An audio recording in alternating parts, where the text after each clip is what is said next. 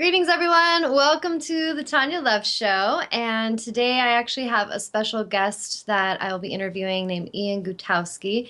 And it was kind of cool the way I met him because it was after I actually was filming the show when I got back from Maui, and I was talking about how Honey Girl came to me. And I was just talking about how, we had a focus on that show about the two energies that are vital that we can tune into or access, which are fear or love. And I did this show, and then I left to go to the comedy club, Harvey's Comedy Club in Portland. And Ian is the comedian that was on that night. And he's doing his funny act, and it was an awesome night. We had a great time. And then towards the end, he started to really share his vulnerability, having struggled with some mental health crisis. Basically, having, like any of us, when we go through times that challenge us, we can kind of break at times, and we need some help. And Ian went through some stuff in his personal journey. And I felt like it was so beautiful how he could combine humor and also bring this enlightenment to people that, may be dealing with that themselves, or they may have family members that have struggled with mental health crisis. And so I just thought it was such a synchronistic thing that at the end of his show, when he signed off, he was saying that he believed there was two innate emotional responses. Do you remember that? And you said they're Yep. either fear or love. Those And are when he everything's said under that, those two. yeah, when you said that, I just got tingles and I was like, okay, my guides are saying to go talk to this guy. And so afterwards, I went over and my fiance and I introduced ourselves and we just kind of chatted with him for a minute. And we bought this really some cool stickers with a little fist punching a brain Uh-huh. or Punching through a something like brain. that. What does Uh-huh. it exactly represent? Tell me what this represents. Well, what it is like everybody has ribbons, and I just like I can't differentiate from colors anymore, and I just think it's like an easy thing to do. It's just like, all right, Yeah. let's make this one chartreuse and call it for, whatever. And so for Yeah. me, it was just like I wanted something that actually meant something. I look at mental illness like, why don't we have something that's a little more maybe words like I always have like a little more rock and roll and something that actually like looks like uh, something that actually is mental illness, which is like my fist punching through a brain, and then you could put it on Yes. like, and I'm like, and I think like that is something like I wear my t. I should have been wearing my t-shirt today, damn it, Yeah. but but like I put them on shirts and stuff, and it looks, so it's something that you can wear out. It's not just for a walk or for this. Like Mhm. you can actually wear it out, and if somebody says, "Hey, that's a cool shirt," you can be, "Well, thank you. It's for mental illness," so Yes. that because it's for me, it's not just about raising money. I mean, that's a very small part of it for me. The big portion is talking. And I feel like even the people that don't want to hear it, I can pull a brick down off that wall. So I think that Yeah. that's a good. And my sister-in-law out here, my wife brought it over, like on the shirt.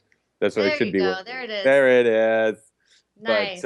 yeah, so I just wanted something that was a little more, a little more like something that you can wear out and actually. Well, and like when you're dealing with, like, you may be reaching a different demographic, like everyone's got their people. And Mhm. so, like, there's people that I will reach that are connecting with angels and guides and the spiritual way of that way of reaching through health issues and understanding. And then you, as a comedian, you're going to reach different demographic of people. And so, having this kind of way that brings in, it's like a cool shirt, and you can connect with like anybody on the street that's going to wear it. It's genius. So I totally get what you're doing. Oh, thank you so much. Yeah, it's amazing because I've only been doing this stuff for like a year and a half, and it's been, I've had my issues with like being that vulnerable and stuff on stage, and then like many times like waking up and being like, what am I doing with myself here, and Yeah. making a logo, and I just attacked it, and I my sister-in-law, who's a great artist, did it up like I kind of hand sketched it and looked obviously awful, but she took it and made it into something amazing for me, and then That's what artists do. They're like, "Oh, I see what you're trying to do there with that cucumber, with that cauliflower. You want to make a brain?" No, I'm just kidding. yeah, yeah, yeah, exactly. That was basically hit with like Yeah. a poorly drawn monkey fist on it. So But she got the vision. yeah, she got the vision, and then she put the colors. She lives in Chicago, and that's one of my favorite cities. And so the colors are Chicago, which I thought Oh, was just kind of like a cool, kind of neat color. So yeah. that's where the colors come from. It's just from one of my favorite cities. Yeah, I thought it was Kind of kind of a cool. cool logo, kind of like because when you're having mental crisis, it is kind of like you're fighting internally in your own mind.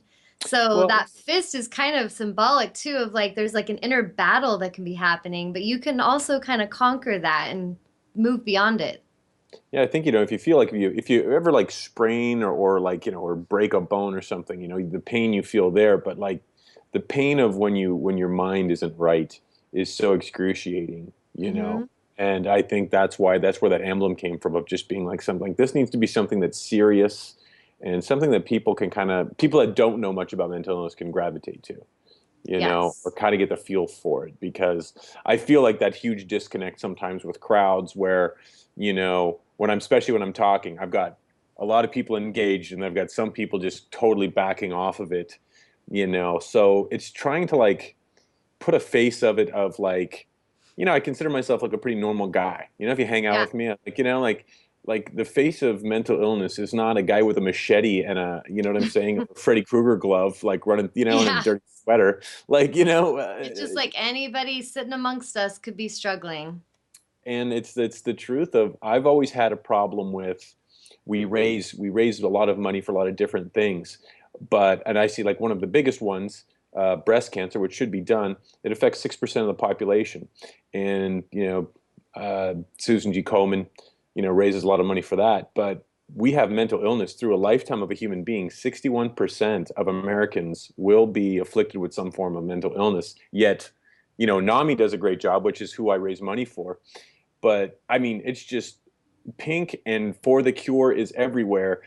But, we're looking at something that is 10 times affecting the country, 10 times more. And there's, just not anywhere close to the awareness that needs to be out there, or the money that needs to be funded, or anything like that. And that's like the really heartbreaking thing for me. Like I have like a frustration sometimes, and I got to calm myself down, because Yeah.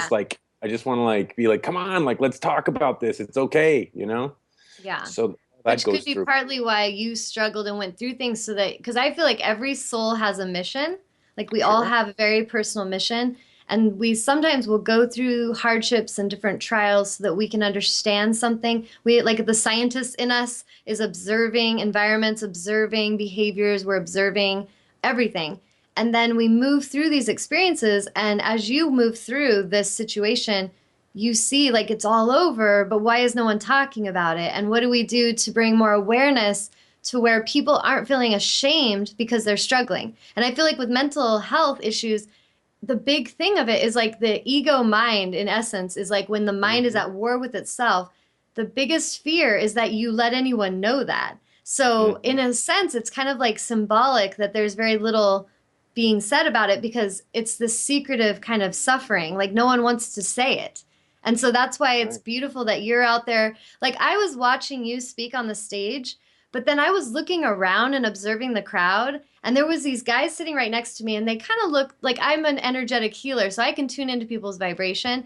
And they look Sure. like these two guys that probably struggled with like chemical dependency. I just sensed it. And I was looking at them and tuning into their energy, and I was watching how they were listening to you. And like you were connecting with them in a deep way, and I could feel it because they were seeing, like, look at this guy. He's a big guy. He's up there on the stage and he's admitting to this thing that maybe I have felt suicidal, but I can't say that to anybody because then I'm, weak. I'm not a strong man. And I just felt like it was just a beautiful thing happening. So I really bow to Oh, that in thank you. you because that takes huge courage to be vulnerable and to show people that you've struggled. And I feel like that's really like a beautiful part of your mission is to help wake that up. Yeah, thank you. Well, I always tell, because when I reach out to people, and I always like lose certain aspects that I need to keep putting into my act. But it's what I always tell people is I'm diagnosed bipolar 2, and what I tell people is like I don't want anybody to ever feel bad for me. I go, this is my superpower, man.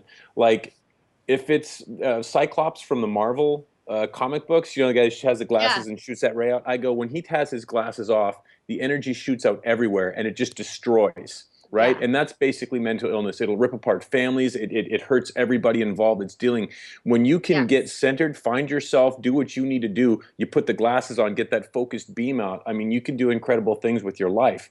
Like I Yes. said, without my bipolar 2, I'm probably not a comedian. I'm not as creative. It happens to a lot of creative minds. So for me, I'm like, this is my gift, not my curse, you Good for know? you. And so, Yeah. and that's like the message I want to put out there. I'm like, don't be ashamed of this, man. I go, a lot of people suffering from mental illness are high functioning.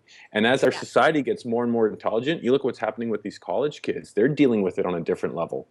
And because they're very, like the millennials are insanely intelligent, they're dealing with high suicide rates. They're dealing with depression on a level that we've never seen before because they're becoming more Yes. in tuned to the world where the world's enveloped in this whole money is our god thing, and they're being really affected by what's happening around the world and what's going on with humanity. And like we're kind of like I think my generation and up has kind of been way too involved in money, and I think like my generation and down is being more in tune with, hey man, it's about us and not about It's what about we can. connection. It's about connection, man. A Mercedes ain't going to make you happy, you know. If you're Right. depressed, if you're on a Razor scooter or a Mercedes, you're still going to feel like crap, you know. Like it Exactly. doesn't matter, and Exactly. those things never will fulfill you.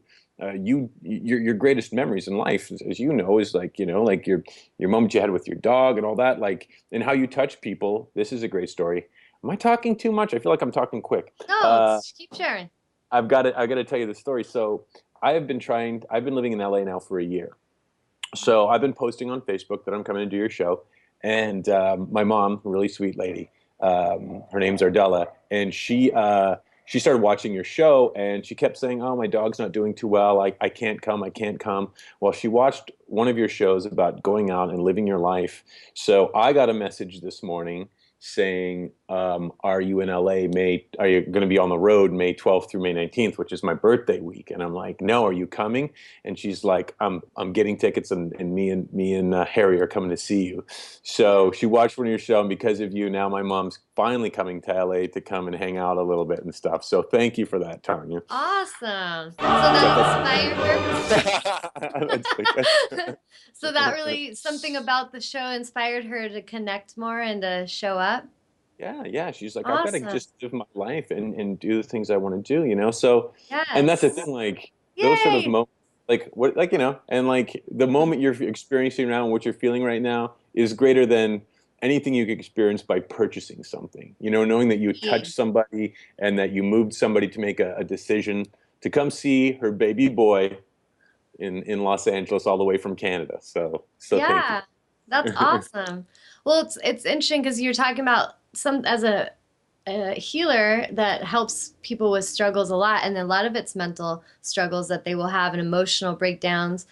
I've observed that I feel like the main reason that souls will suffer, like humans, we're souls in a human body. And I think of us more as souls than just the spacesuit we wear. But Sure. this Yeah. outfit we wear, we get really identified with this and like what our status is or, our race, Oh, our color, all these things. And I feel like the generation of children that kind of like the children to like 20 somethings right now, it's like this new wave of souls that's coming in that they've not been wired to conform to our old programs, and so they're oh, really they're either suffering because they're checking out with drugs and alcohol, or they are little warrior rebels because they're like, what the crap, we're not doing this, you guys are insane, and by the hmm way, we came in here to shake up your system because you need a new one. And so I feel like if we honor them and support them and like people like yourself and myself that are actually speaking up and bringing awareness, that's a huge part of the trailblazing to help them to kind of pave the way so that they can be taken with, they can be seen with honor. And I feel like what leads to most mental breakdown is when we're not being authentic. Like when we yeah. don't really feel like we're living our authentic personal journey. And at some level, when we're not doing that long enough, we'll either start to numb that pain with alcohol, drugs, shopping, sex, whatever the addiction will become. It's like this need to kind of fill this emptiness. hmm And so I Like feel like false part of connection. yeah, and I feel like you've gone through your journey, I've gone through mine, and like I was telling you, so one thing I'm gonna share with the show because this connection happened with Ian and with a situation the other day when I called him to check in. I had been I was driving to the gym and I was gonna play some music for cycling, and because I was teaching a class, and I just kind of am in the now kind of girl, so I was like, what should we play? So this Sweet Home Alabama song came on, and I was like, oh, I haven't listened to these guys well, so I'm going to play this Leonard Skinner station on Pandora. And so as I was playing it, I was telling him that all these songs kept coming up and they were making me think of my dad. And like, his life and like how I grew up in my childhood listening to this kind of music.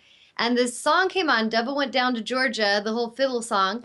And I got goosebumps in my arms and I was like, what is going on? Something bigger is going on today than just like this song. And I'm very empathic. So a lot of times I'm like, a lot of people may not understand how I read the universe, but I'm always feeling all the signs and the energies and the feelings. And I'm making a picture out of it. Like, okay, maybe I don't know it all yet, but I'm feeling some picture forming. And so suddenly I realized that it was the anniversary of my dad's death that day. And I just said that out loud to my class, like, wow. And I don't cry and like lose myself anymore, but I used to struggle with it a lot when it first happened. But I feel like my dad's death, like he died in 2001, committed suicide, struggled with depression, had a sense like where his whole life was about his ego for most of it. Like I really watched him as a daughter that adored my dad. I also observed the woundedness in him and the alcoholism and the trying to like stuff his pain. And he didn't speak his truth a lot. He let people push him around, and he was such an empathic soul. Like just like I feel like he was very much a sensitive soul that came kind of early. Like he was one of these pioneers that came in before people really honored them. And I remember he got in a car accident. The military like retired him, and he felt he had no purpose. And I was reading your Mm. website that you're creating, and there's a part where you're talking about getting off medication. And you were saying how like once you felt like you needed to wean yourself off because in essence the medicine was there kind of to help you when you desperately needed that help, and it was kind of helping get you off, like get you away from the alcohol and the things that you were doing to numb the pain. Hmm. But monitoring that is so important because my dad, when he got on this medicine, he was depressed. He had made comments to his best friend and to like my mother and people in his life that he didn't want to live anymore. Like, I just wish I could just end it all. And for a person like my dad to say that, I didn't know that until later because I didn't live near him then. He was in Hmm. Alaska, I was in Arizona.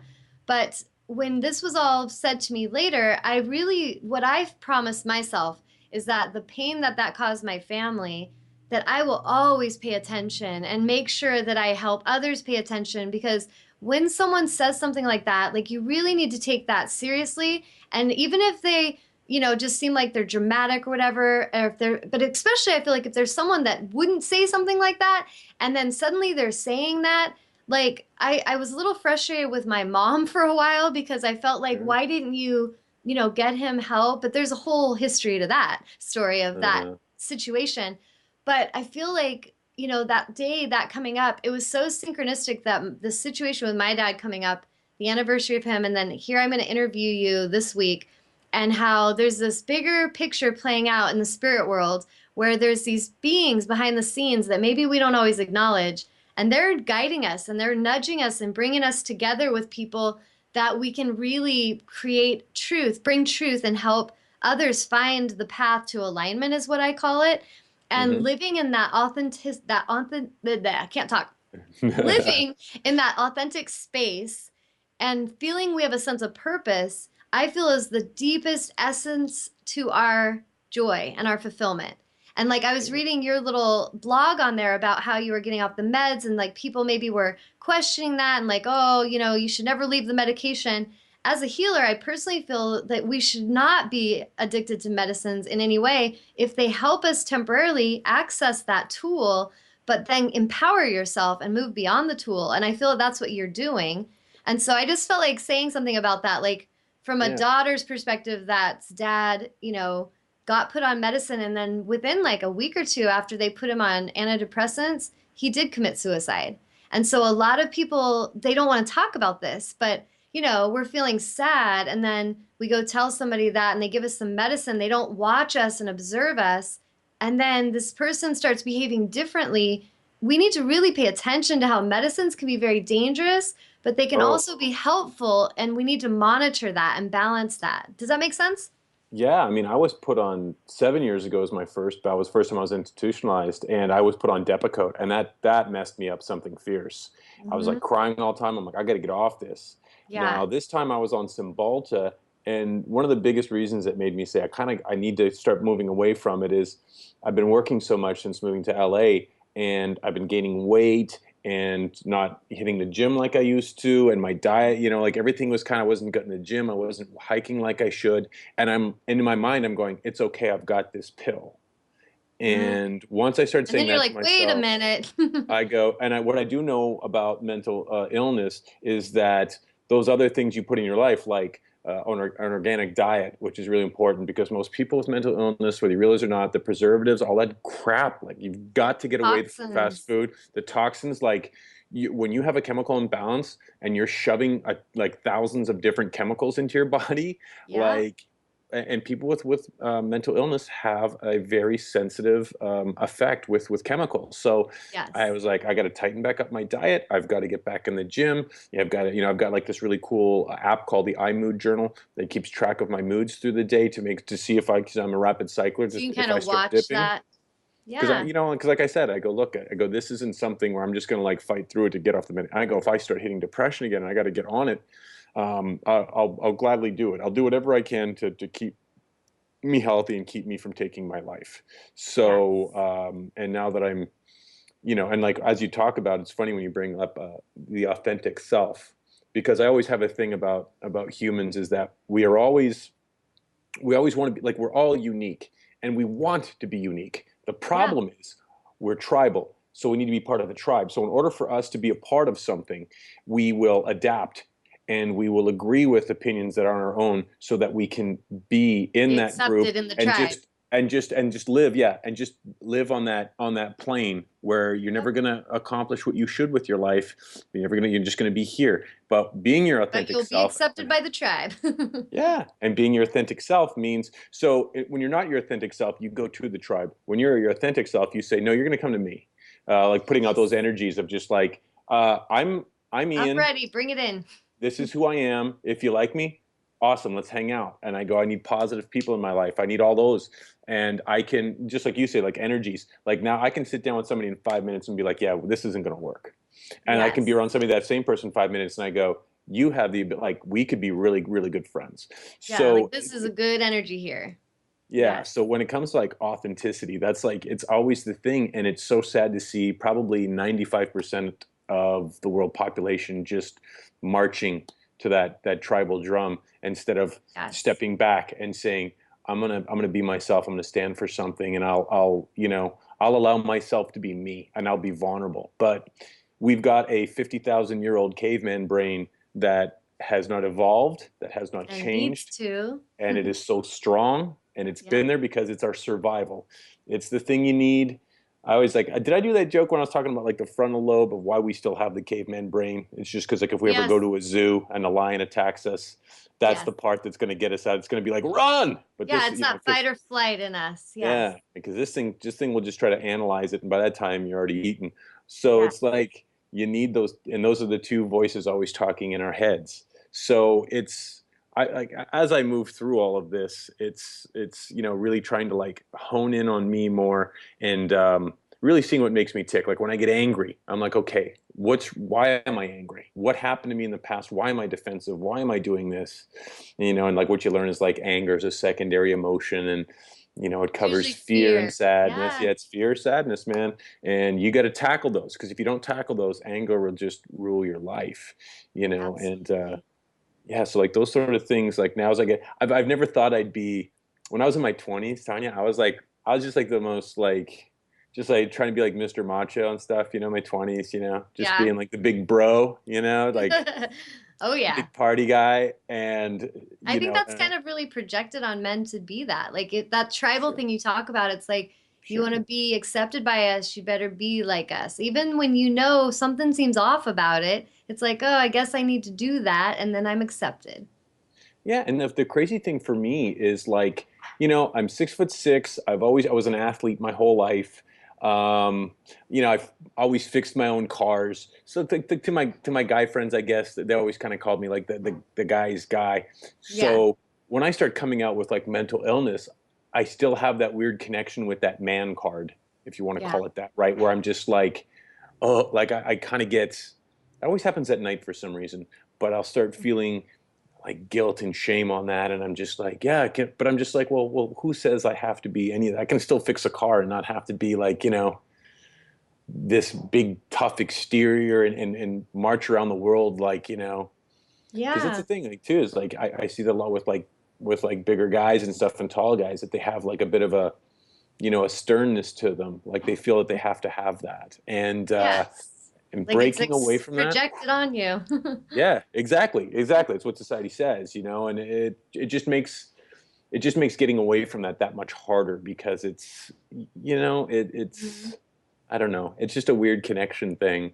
Yeah. And yeah, I've just always I was always so connected to that, and now it's breaking away and just being like, just be myself, be myself. That's what society's telling me to be, and I got to break Yeah. away from that. So, so Yes, this and you're feels, not alone on that. I'd say it's basically from the perspective where I sit as a healer and observing this happening to many, it's a planetary shift that's happening. It's like there's like you were talking about this like dinosaur brain that we've had mhm, for a long time, and there's a lot of cellular memory that we still store that is like something bad could happen. Be ready.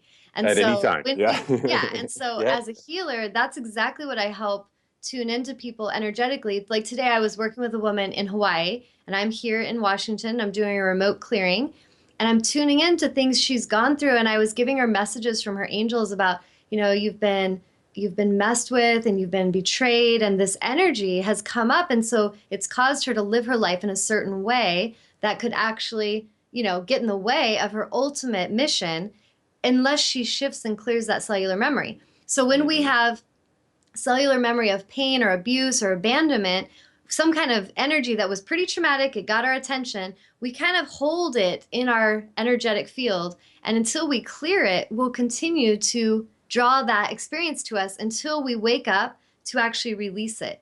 So, like when you're talking about the human brain from the perspective working with angels, they're actually helping assist in uniting the brain to where we work and function from a whole unity brain instead of Hmm. compartmentalized parts of the brain to where it's like we're at war with the self. So it's like when I see a human for the first time with the clearing, it's like their brain's broken and it's at war with itself. And that's pretty Hmm. normal if we call Yeah. that normal. It's like the program that has been put in humans.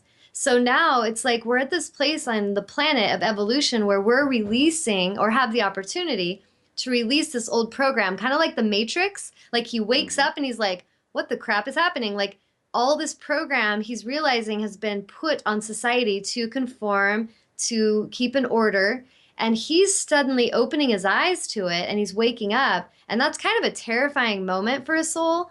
And a lot of sensitive souls that go through that, it's like when you were going through this breakthrough of yours, it looks like mental breakdown and that looks bad, right? Because people are like, Correct. oh, Yeah. something's off there. He's not behaving the way we think he should.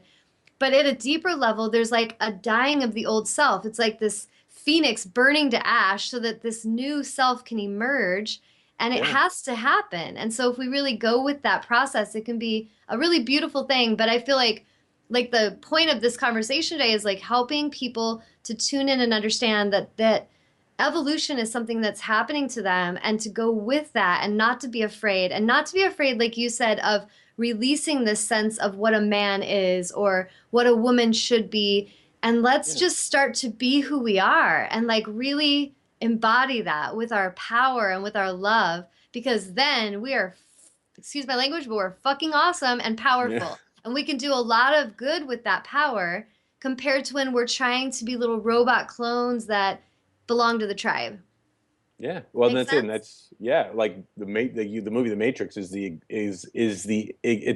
based off the world we live in. Like Yes, it is. it is the truest It's thing ever. real. You're in the pod, man. Like that's what I Yes. always tell people. I'm like, you just wake up and you're in this society that just revolves around money. I didn't get a choice. Nobody said, "Hey, Ian, where do you want to go? Do you want to go? We can send you to this island where everybody's communal, everybody works together, everybody builds and creates and it's this beautiful place. Or you can go work on an oil rig. Like nobody has that option. You're just born into it, and Yes. you're just hardwired just to focus in. And I've always said one of the biggest problems that was ever invented was like the television, because the programming and commercials and Yep. stuff that just attack you emotionally, constantly, Yep. constantly attacking you. Your dick's not big enough. Oh, you're bald. Hey, we got something that you can rub on your head and you're going to get 3 new hair for $600. And people fall for this. And it's just like, Yep. just accept who you are, man. Like your imperfections is what makes you unique. That's what Yes. makes you you. My, Yes. like I don't want to be a perfectionist and I don't want to be perfect in any way. I look in the mirror and I see an overbite, big ears and stuff, but I'm like, well, that's what makes Ian Ian. So Yeah. like It's I've got just to your embrace that. spacesuit. It's the suit you Yeah, man. choose. Yeah. Yeah, so like there's a lot of good qualities, a lot of qualities that are just like whatever, but at the same time, it's all these little things and these little quirks about each one of us that makes us that unique individual from ourselves. And it's so Yeah. funny because it's what's pushed against it's they're saying, no, don't look at that. What you need to look at is your flaws. And then you get Yeah. like I live in LA here, and then you see a bunch of like lizard people walking around that spend 8,000, $80,000 to make their face look like a beach ball, and it's just like you've got to like just age gracefully, like there's Yes. nothing wrong with that. I enjoy getting older, Yes. like It's I an mean honor. yeah, and it's just like I just like I look back at a life and saying I just know more now, and I'm looking forward to knowing more as I get older. Yeah. And I was driving in the car the other day, and I'm like, wow. I'm here with this whole mental illness thing, and I just had a beautiful conversation with this young guy who was working with disabled people. I always tell the millennials, I always tell them at the end, whenever I meet anybody in their 20s, I'm like, go change the world, man, go change the world. Yep. And having like this beautiful Remember who conversation. you are. Yeah, just stay there, man. You're doing great. And I'm Hmm. just like, okay, I'm here at 37. And I just got excited. I'm like, what's it going to be? Where's my life at 47? Like I just had that one moment. Hmm. And and I think that's great because I think in my 20s when I wasn't being myself, I was scared. I was just like, oh, I don't Yes. want to be 30, like that seems Yes. scary. I don't want to be 40. And now it's just kind of changed because I've kind of connected more with myself. And like you said, like I had to go through two psych ward stays. And that second one really sank in because that one was for real. That was the one that I was like, I was going to take my life. Everything was planned out. Hmm. And, you know, You're like, I need some help right now.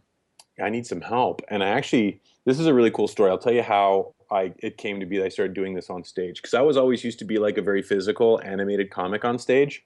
And now I'm still pretty physical. Like I'm a silly guy, but nothing like I used to be. So what happened was about a year and a half ago, I had lost this week. I was supposed to work Cleveland, and that fell through. And then I got a call 2 days before, and they're like, "Hey, we need you in Nashville if you can do it. I need you to open for Rosie O'Donnell." I'm like, I didn't even know Rosie was doing comedy clubs anymore. They're like, she's only doing 10 weeks and that's it. I'm like, okay. So I go up and I thought, she's a huge star. They usually don't hang out in the green rooms, anything like that. She hangs out in the green room. And they got a screen and you can watch the comics. And I had just a throwaway line. I said, I used to just do like a stupid line about being bipolar 2, but it was one sentence and it didn't mean anything. And I went back in the green room and Rosie O'Donnell sat me down and she goes, "Is that true that you're bipolar?" And I go, "Yeah, I'm bipolar too." And she goes, "What happened?" And she's got like her assistant there. I brought one of my dear friends, Dave, who introduced me to my wife. He was with me. He's a real cool dude. And we had all these other people in there. And she's like, "What happened?" And then I just like froze up because I'm like, I got to tell a story that I was just got out of the institution like 4 months prior. So I tell her, I was like, I was suicidal. I called the suicide hotline. She sat down with me. She's like, "This is how I write." And she starts writing down, she's like, "Well, this happened, this happened, this happened." She goes, "You've got to talk about this. Like, you have to." And so, It's like time to be authentic. yeah. And I'm just like, I don't think I can do this. Yeah. And so I went up the next show, did it, just like the little framework we had. And I was like really, really nervous. But I thought, like, if anybody was going to take to this, it would have been Rosie's crowd. So I get to the back. Rosie was, very, very kind to me, and she's like, it took a lot of courage and stuff. And then the owner came in, and he didn't look happy. He didn't look, he didn't look mean, but he just sat across from me and just kind of looked at me, and I'm like, "Oh, shit, what did I do?" And he just shook my hand, and he goes, "I really respected what you just did out there," because it's the thing about our brains is we fantasize about the negative first. right? Hmm. We go right to that negative thought of like, What okay, could like I'm happen? fired. This guy's gonna yell at me to never do that again. Because like as you know, I'm different from other comics in this, not just from the standpoint that I do a lot of material on mental illness, but I don't end on a big laugh. Hmm. I give you a philosophy of my Yeah. life, and I explain immortality to people. And I thought when I started doing that in comedy clubs that they were gonna just I was just like, well, there's probably 30% of the clubs that book me aren't going to book me anymore because I'm not, being funny at the end of my act, and I'm there to sell booze and food, and the complete opposite happened.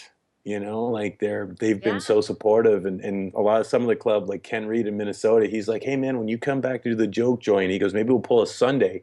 We'll add a Sunday show just for like NAMI and stuff, and we'll do like a fundraiser. And I'm just like, oh, okay. So Nice. people are gravitating towards this, and Yeah. then and I'll tell you, like, I had a lot of like vulnerability hangover when I started doing it too. Like the first time I did it for a full week was at the Atlantis Resort in the Bahamas, right? And the people, like, they're at a resort, and I'm just like, what am I doing? They don't want to hear this, and but I'm like, no, this is me taking risks, taking chances with my life. Yeah. And a woman came up and started to cry, and she hugged me. She goes, my 22-year-old suicidal. And she basically just explained me, but as her son had a much younger age. Hmm. And I didn't know what to do. I'm just like, I gave her my business card. I'm just like, here's my email. Here's some books that I've read that are great. Brene Brown, you got to read. And then I just went home and just started crying. And I'm just like, what am I doing? Like the sense of responsibility that hit me in that moment Hmm. was so overwhelming because, well, there's two things that happened. The first thing that happened was people didn't have to judge me anymore on just being funny, right? If you think I'm funny, if you don't think I'm funny, I don't give a fuck, right? Yeah. But when I am being up there and talking about my personal life, then you can judge me for who I am as a man.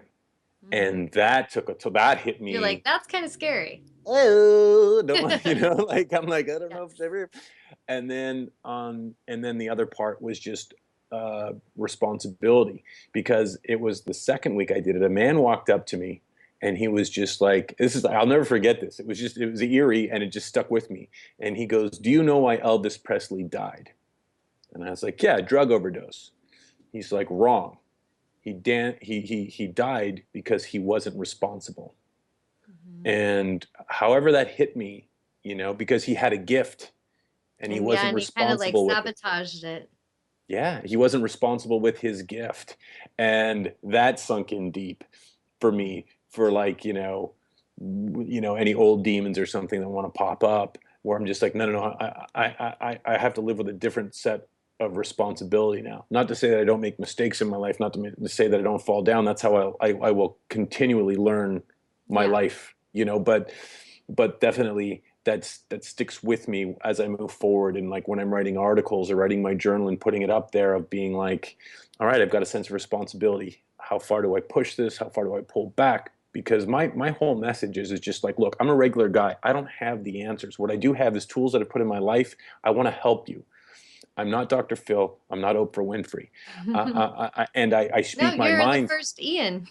Yeah, yeah, exactly. I mean, and so it's like, I'm a high school educated kid, but I feel like I've got to handle it. And I feel at this point that I can really reach out and help. And the most frustrating part of my life right now is just like, I want to do it on, like I put my resume in to like TED Talks, Hmm. for like the TEDx and stuff, where I'm just like, I just want this message out there harder. I want to push it harder. And that's like the things that kind of break your heart. Because there's times where I was in Tampa, a young girl came up to me after the show, bought a t-shirt, and she started to cry. I'm like, what's going on? And she's like, my friend just committed suicide 2 days ago. And we had these tickets. We're just trying to, just trying to smile or laugh a little bit. And the first thing that hit me was like, oh my God, you poor thing. Your friend just passed, and now you're seeing this comic talk about mental illness and depression, and just like you're trying to kind of escape that, and then wham, it was there. And then I'm like, no, no, no, this But is you was there this like in is a good. very strategic way. But that's the thing. I'm just like, no, no, no. This is a very much an access point happening right now. Two Yes. lines creating a point crossing, and I gave her a big hug. I went out, called my wife, and I cried for about 15 minutes straight. And it was another one of those, what am I doing? Like, I've been a comic Yeah. for almost 13 years, and I'm not there like, holding people and people are crying and sharing. This is all so new and fresh for me. Still very exciting and still very like amazing. Because after Mhm. the sadness leaves, then this other thing pops up, like where I'm almost angry, where I'm just like I've got my hands up to the world, being like, look at me. I'm here to help. Like somebody Yes. just look at me, you know? Yes.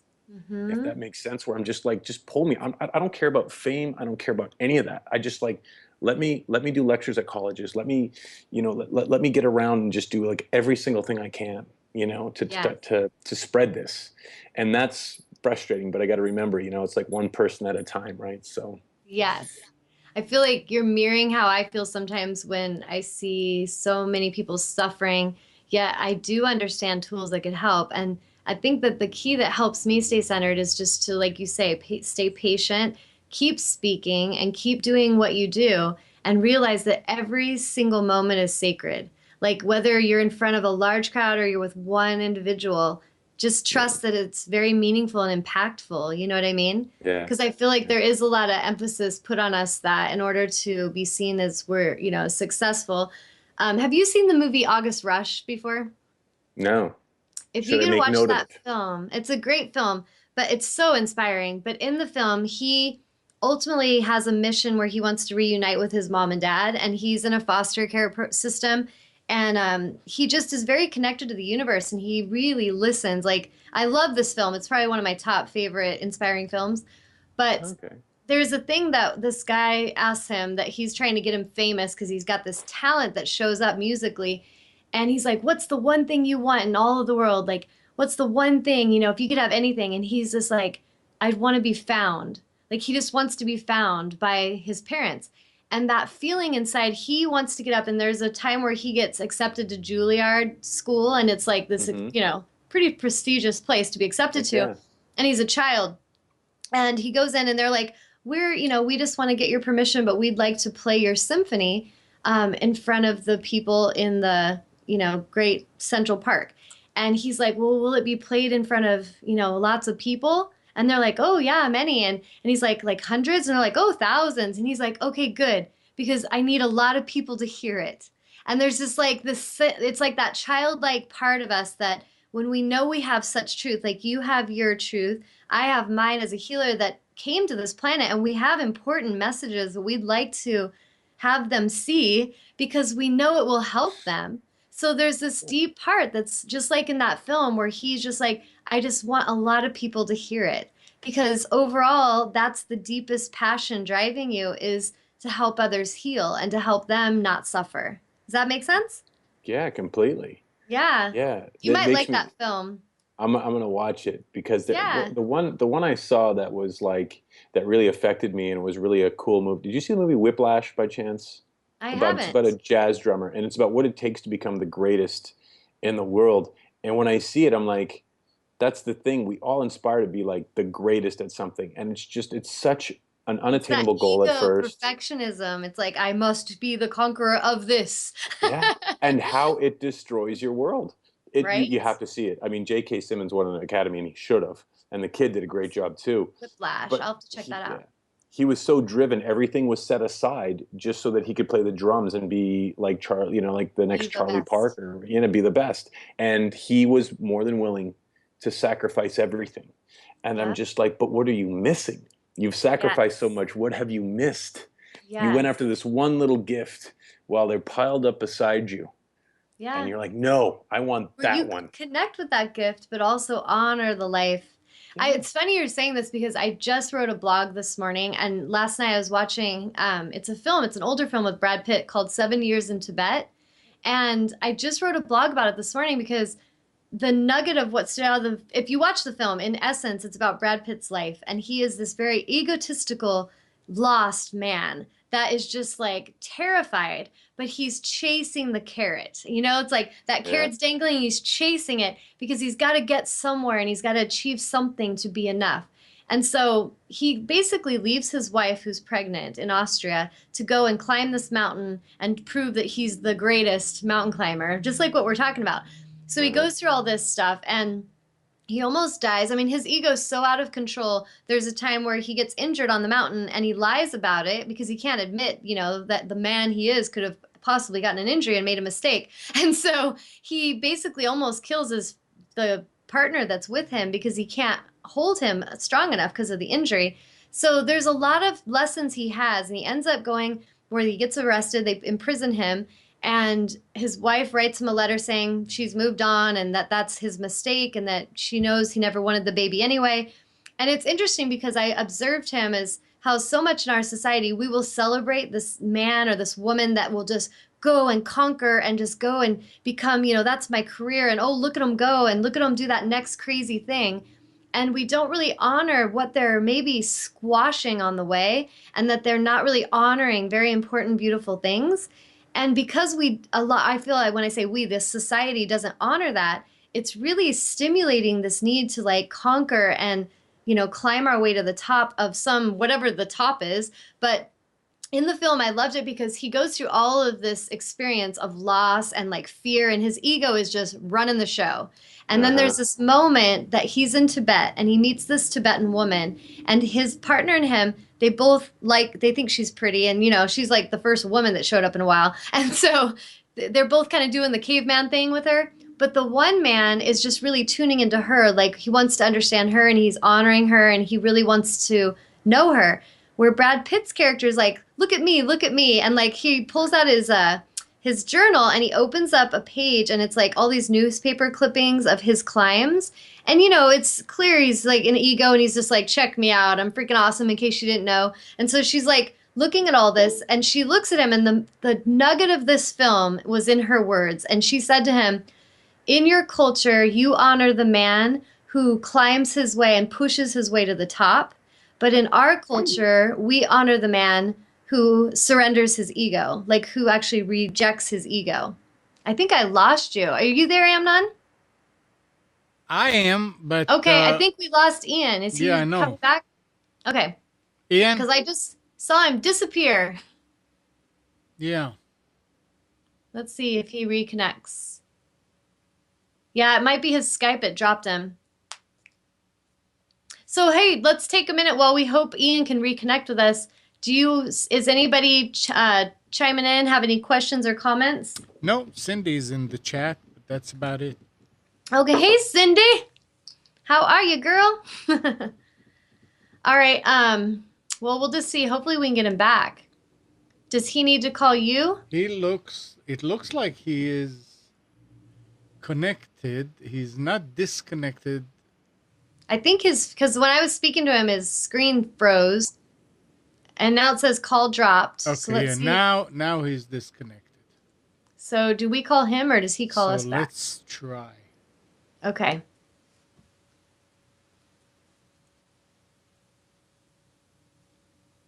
Damn, are you there? Ian? No. Okay, I want to make. Oh, I'm that here. it says that he's busy. Yeah, I wonder if he's trying to figure out how to reconnect with us. This is the land of working with electronics, guys. Well, anyways, I will finish what I was saying, and then if he reconnects, I'll repeat it. But basically, in the film 7 Years in Tibet, there's this moment where this woman, she's looking at his clippings and everything, and she's saying that in his culture that he comes from, it's honored and looked upon as a great thing when a person pushes their way to the top.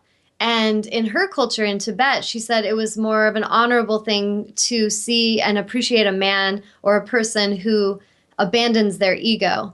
And I felt like that was like the nugget of that whole movie was about his journey and how many of us could relate to maybe we're chasing a career dream or we're chasing this person and want their attention or we're chasing who knows, whatever it is, we're after something because at some level we don't feel at ease in ourselves. We don't feel at peace right here where we are. And that's what Ian and I were talking about is in essence, it's so important for us to be authentic and to live our authentic life because if we're doing things and we're just trying to please, as Ian put it so beautifully, the tribe, we're wanting to be accepted. I've often seen life like that in my own family. I love my family, but I've observed when I would go and visit that I liked being in that position of like the observer that visited, because I observed how if you became like one of them and you were really one of them, you had to silence yourself, you lost your voice, you lost your power, you lost your sense of identity. Hey, there you are. I'm You're back. back. I'm Yay. back. Okay, so I'm gonna just That finish the drop call thought was and then brought we'll to you get by back in there. AT&T. Well, yeah, it's Skype happens sometimes. But yeah, if you basically, I was getting on that point, what we were talking about, the tribal mentality of, I've observed, like in my family dynamic of people I love very much, that when I've been in this place to need to be accepted, and when I watch the people that I love do that, they lose their voice, they lose their sense of self, their identity, their truth. You cannot speak truth anymore. You have to become quiet, numb, and you have to basically just tolerate a lot of abuse. And what I decided in my journey, which takes a lot of courage, was to just be comfortable being that observer of that and to let them do their thing. And I still love them, but there's no part of me that needs to be accepted by them any longer. And it was interesting because I went through a great change in 2012 where I left my 20-year marriage. And I remember my ex-husband, he could not comprehend what was happening, and that like Tawnya is really leaving, and that I had tolerated enough. And there was a moment that I was just, I had to be myself. I could not be shamed another day for the magic or the gifts that I held. I couldn't be silenced anymore. I couldn't feel like my intuition was just crap, because it wasn't.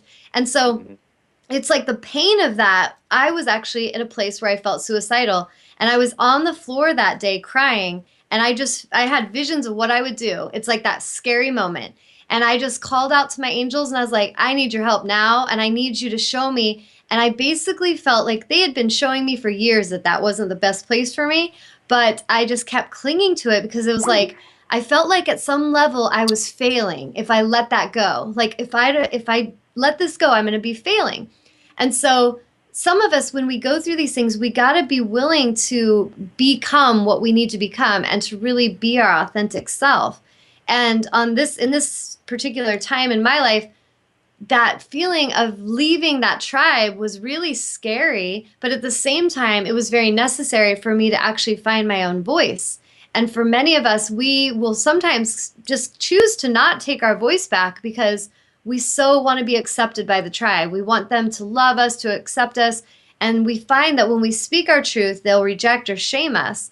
And I have so much compassion to anyone that's going through that. And I feel like, hey, it's 555 right now. I feel like, which this number represents change. And I feel like when we're moving through these processes of great change, we need to have the courage to really be who we are and not be afraid of what may fall away. And in my case, I remember my ex-husband actually saying how I was out of my mind to leave and to go in a new direction. And I laughed one day and I just said, you're right. I am out of my mind. And it is an amazing place to be. It is an amazing space to be in this position where I'm not trapped in my mind and I'm not trapped by the rules and by what I'm supposed to be, but I'm actually really being authentic. And so I feel like, in essence, the topic of our show today is about being authentic. And there you are. Are you sweating from I'm this thing back. dropping you? He's like, what's I'm happening? just like, what's happening? I don't know what's happening.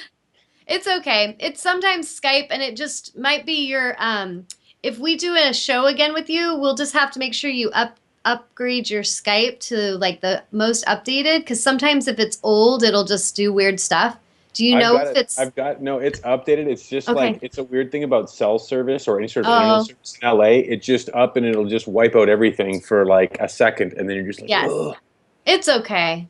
I'm really good at just keeping flowing, so I was like, Going. woo, surfing with it. So yeah. So anyways, the thing that I was saying with you, Ian, if you end up wanting to ever watch that movie, 7 Years in Tibet, it's an amazing film about the whole ego journey, and like even what Brad Pitt's character identified with as being a man, like what he clung to as opposed to what would have been the better choice.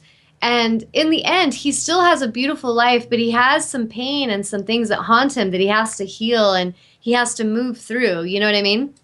Yeah. But Yeah. but it was beautiful. And that thing that I was saying right before you cut out was the woman, when she was talking to him, she was saying, in the culture he comes from, that she sees that it's honored and that it's something that the society looks up to when a person pushes their way to the top. And in the culture she comes from in Tibet, she said it is honored and respected when a person basically abandons their ego. And so it's like they're completely different experiences, but she's such a teacher to him. And I feel like the essence of that film was summed up with that expression.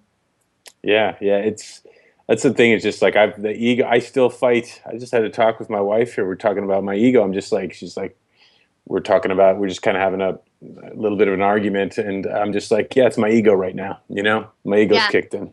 Mm-hmm. So it's just, That's good when you can identify and you can own it, because when you can honor and realize, wow, the ego's here, that ego part, it's like I feel like ego, it kind of gives a bad rap and some people misunderstand that you as Ian, in a sense, that's your ego identity. That is Ian, the droplet from the bigger ocean of consciousness that is in the spacesuit played by Ian. Does that make sense? And then that's basically your egoic self. But when there's misaligned ego, that's wounded child stuff. And the wounded child aspect of Ian could come in and kind of take control, or I got to push my way, or I need to get the attention I need. And this can happen to any of us. So when we've got the wounded aspect of ourself that's pushing and leading the show, usually it doesn't end so well and it kind of creates some drama. But when we can have awareness of it and we don't shame ourselves or judge ourselves, we can just go, wow, I got ego going on.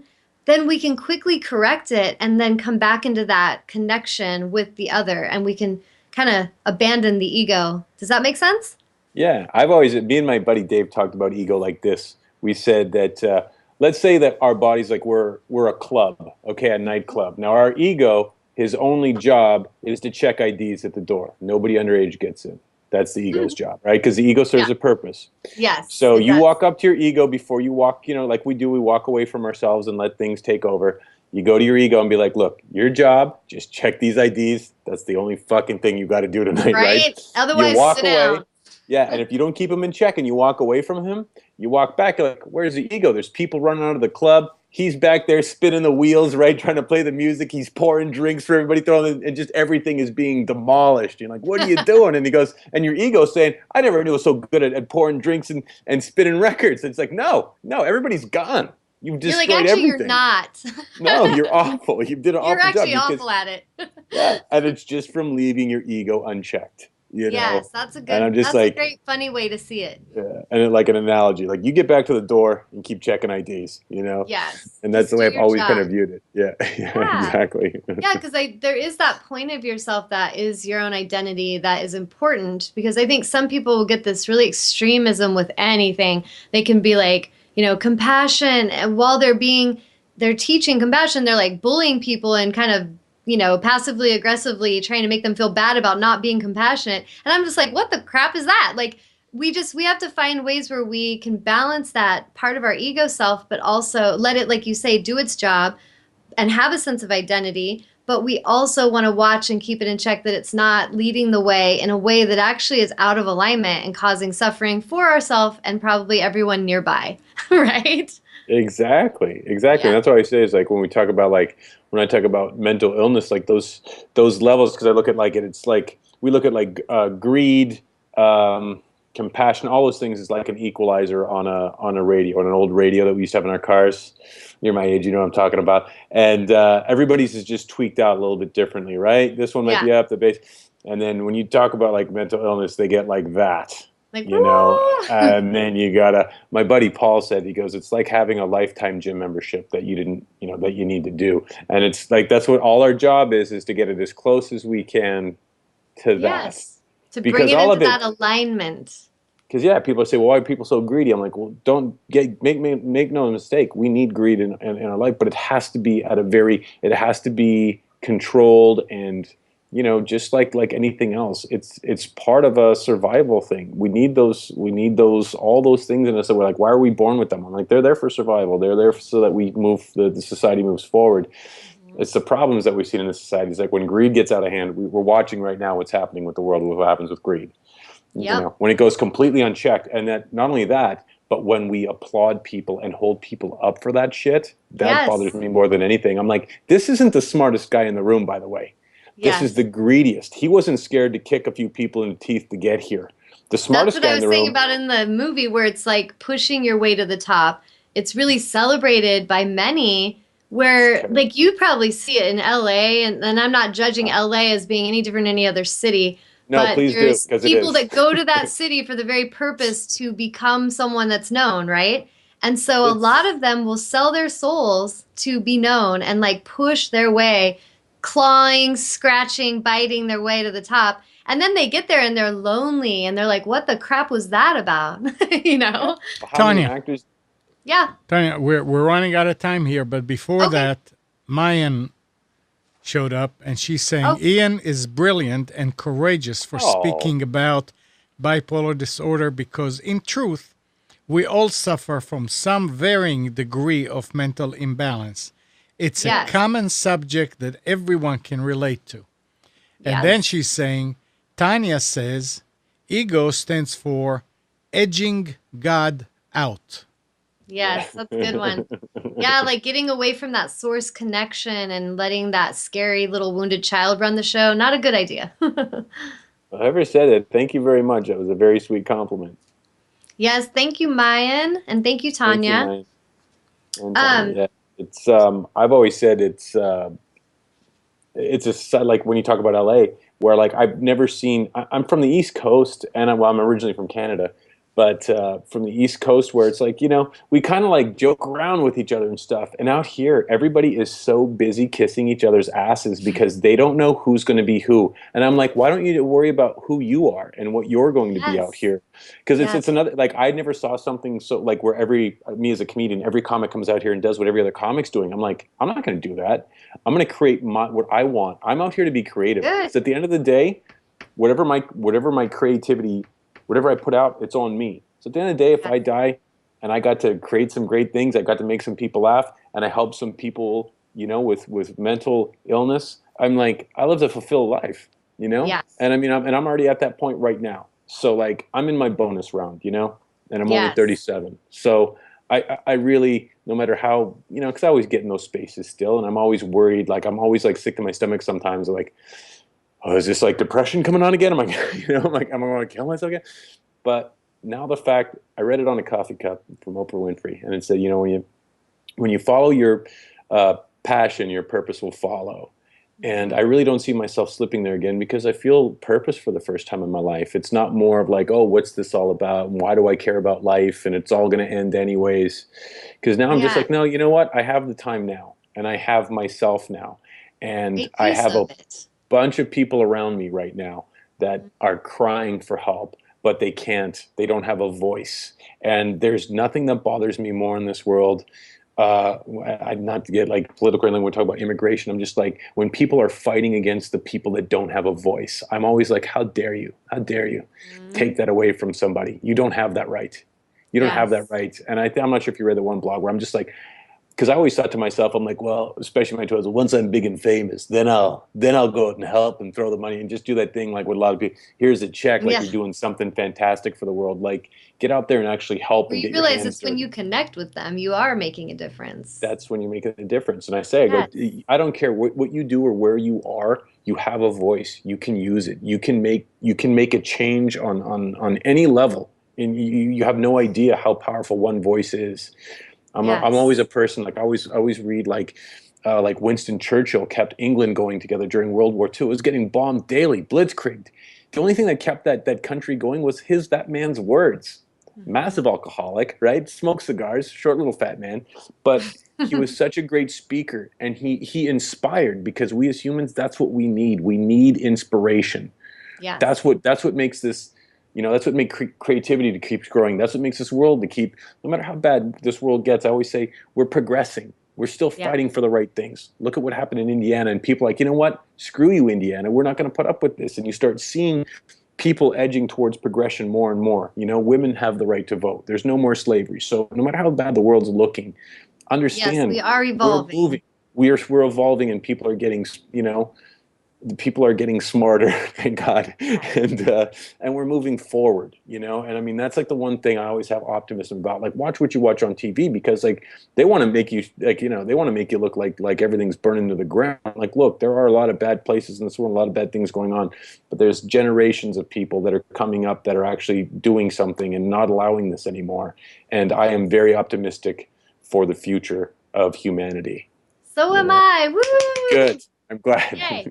Yes, it's true. And we really need to, like you say, when you're following your passion, compared to when you were not feeling you were and you felt depressed, and then you shifted and found your purpose and you move forward and you have your passion, it's really about that connection. And anybody that's struggling today with depression or with some kind of sense of not being authentic in their life, they've lost their voice, in some way they've given it away, take it back. Like, you can take it back today. I really believe that. And it's all about, like, I can't tell you and Ian can't tell you when it's time, because you know when it's time. Like, we all as souls know when enough is enough, and it's time to shake that shit off and step up and rise and take that beacon of light and move forward. Right? It's that guy, what's that movie where he rivers up the window and he's like, I'm mad as hell, I'm not going to take it anymore. Like, it's almost like that, of just like, stand up and it's okay. Like, done. Like, fucking just be done with being shameful. Just stand up and say, no, I'm hurting right now and I need to be heard. What people don't, the biggest thing, I was just talking to my wife about this, humans, we need our voices heard. Yes. And if you bottle stuff up, that's when this thing goes into a different realm that you do not want to be in. You have to speak it out. The crazy shit that happens in your head sometimes and that you say, you have to talk about it. You have to let it out, and somebody has to hear you. And you have to share that with somebody that's able to absorb it and not shame you for it, and not tell you that you're crazy or like grow up, or just like, get happy. Oh, is that all I got to do? That's it, huh? I just got to put a smile on my face when my chemicals are messed up in my head? Yes. Yeah, so, I agree. Well, awesome. Do you want to let them know where they can watch you if they wanted to follow you before we sign off? Well, if you just, everything I have linked up to is on funnyian.com, FUNNYIAN, and I've got all my links to, there's some information right on that site, and then I've got my new site, their link on there. You can watch some of them. I've got one of my bits that deals with depression and deals with suicide, and it's funny. Mm-hmm. Oh, did we lose him again? Are you there, Anna? Yeah, it looks like he froze. Ian, you are funny, and you're frozen in funniness forever. Okay, so maybe he'll call back, but we'll go ahead and close up the show. And he was basically sharing, if you want to follow him on funnyian.com. So if any of you guys want to check him out, and he was in my area at a comedy club, and I'm not sure where all he travels, but you guys could find more out about Ian Gutoskie. And I hope that everyone watching today that has struggled in any way with, and I don't even want to call it like mental health disease or any disorders or anything. I feel like it's, in essence, we've struggled with being authentic. We've let people abuse us, take from us. We've held in that pain. We've held in our voice. We've not spoken. And I just encourage you to reach out to someone that you can connect with, that can hear you, someone that you really feel intuition that you can trust, whether you call a family member, a friend, a healer.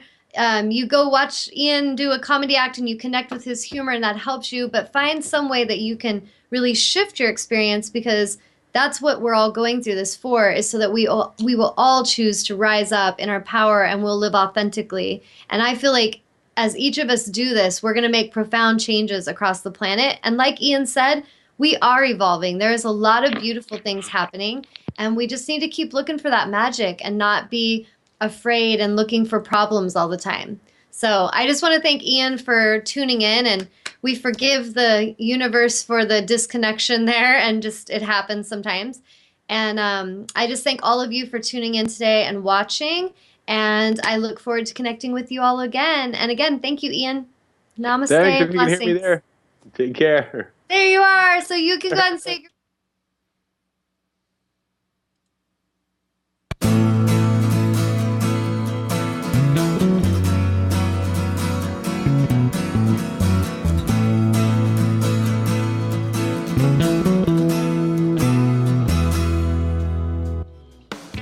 You are tuned to the Nissan Communications Network. Our weekly lineup of call-in programs includes Computers 2K Now with Amnon Nissan, Health In with Debbie Bruck, Breaking Free with Marilyn Shannon, Lessons of Vietnam with NCBVI members, The Tawnya Love Show, Your Healthy Pet with Gisela DiCarlo. And if you tuned in too late, you can always watch each program in its entirety or download an MP3 audio file of it at www.nissancommunications.com. Sponsored by Atomus.com, makers of quality video recorders and converters for professionals, CarolinaApparel.com, and DeltaForce.net.